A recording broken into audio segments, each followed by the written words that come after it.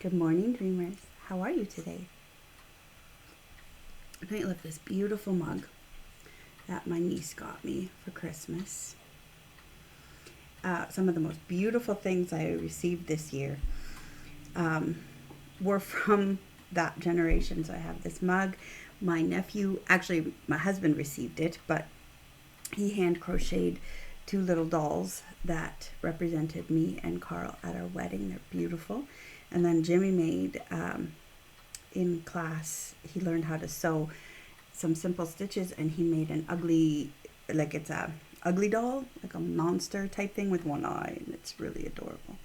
And then Hannah got me another travel mug and some things for bubble bath time. And she's like, I know that's important to you. I'm like, yeah, baby, it is. So it was just really sweet to watch how um, the young adults are seeing. So often that generation is told that they're seeing only themselves and they're not seeing big picture, and um, they don't necessarily see the way the generations before them saw.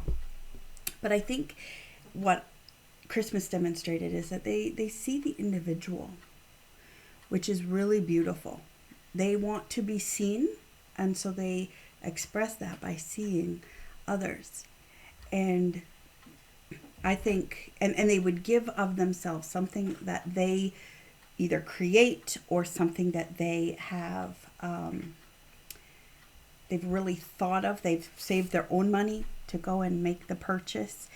And it's really, really beautiful to watch this next group of adults come into their own. It's really difficult to do that in a world that hasn't been designed for them because they haven't done the design yet. They're just starting that, right? That part of life is so hard when you hit your 30s or your 40s and you're in a world that's been more designed for you because now you've come in to that world and your peers are helping with the design and whatever.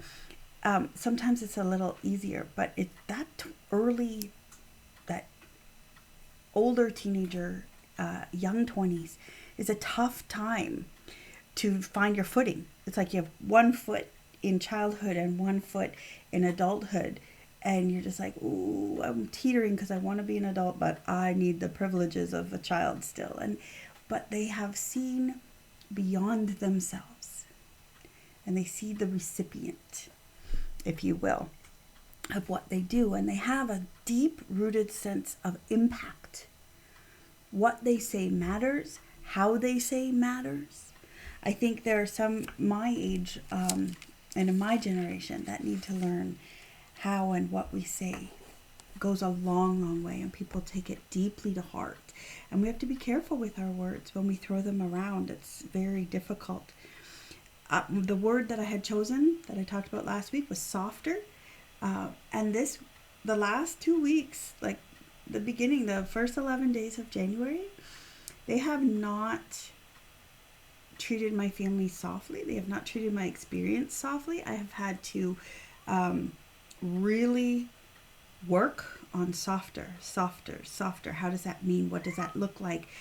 How do I not react? And I have not done well, Tanya. I have not, I have seen me and mine. And there has to be a conscious effort to see the other. And so I'm trying to learn from those that are coming up on how to do that. And I asked the Lord for a piece of scripture. And he led me to Psalm 18. It's a really massive psalm. I'm not going to preach on it at all because he gave it to me. If you want to read it and if he gives you something from it, fantastic. I realize it's been used by generations and generations of people before me. It's not just about Marilyn. I do get that. Trust me. But it talks about how we're going to love the Lord because he's my rock and my deliverer. I called to the Lord and he heard my cry. And then it goes on to talk about how when someone has hurt his children, he gets angry as well. He is angry at the hurting world we're living in. He is frustrated by it. And many people say, well, then why won't he do anything about it? If he's so all-powerful, if he's so this, if he's so that, why won't he just step in and just smite it all down? Well, one, in Genesis 6, he said he would never smite it all down. Well, he said he would never send a flood that would wipe everything out. But basically, he made a promise to creation in that story where the rainbow spills across the sky. And he says, nothing you do is going to separate you from me. And I promise I won't destroy this earth again through flood, is how that passage goes. But he wants hope to reign. He wants promise to reign. He wants people to be able to have a hope in him and trust him and find safety in him, so that they can figure out who he has created them to be, and they can connect with him on that level. Each one of us is so unique, is so different, and we need to figure that out. Not be who my mom wants me to be. Hannah's on that bridge right now, right? Am I just going to respect my mom and be who she wants me to be? She's expected me to go to university, but maybe I don't want to go to university. Maybe I want to go to a community college where I can learn a hospitality trade or something like that, where I can just get to work sooner than later. And maybe I don't want to be this thing that my mom is, and maybe had expectations for me. And mom has to pull back and go, yeah, you're right. You have to be the you that God's made you to be, because nobody else can be that. And so I've been working on that softer, and forcing others to look, act, smell like me. If I see a rainbow in the sky, that is hope that God has set there. That there are going to be people that I do not agree with in this life, and he's designed them beautifully, and we can live in beautiful communion. And if I give them the benefit of the doubt, if I choose to see that they've been created in the divine's image, whether they follow the divine, that's between that individual and God. But there's no negating that they have been created by him and in his image. So one of those things that causes me to soften is verse 19.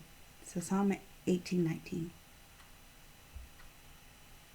The Lord was my support. He brought me out into a broad place.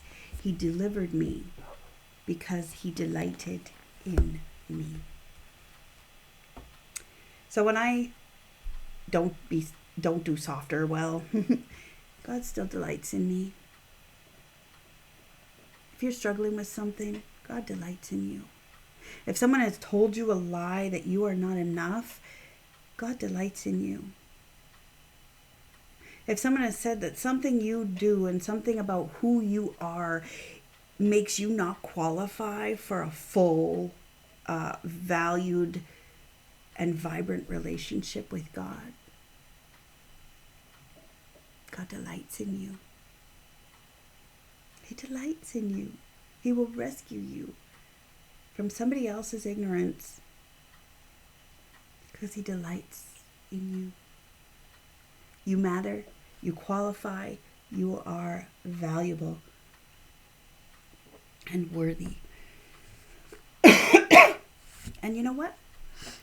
There are some of you that are like, I don't believe in that God you talk about, Marilyn, and you already know that, but I'm listening because I love you and whatever.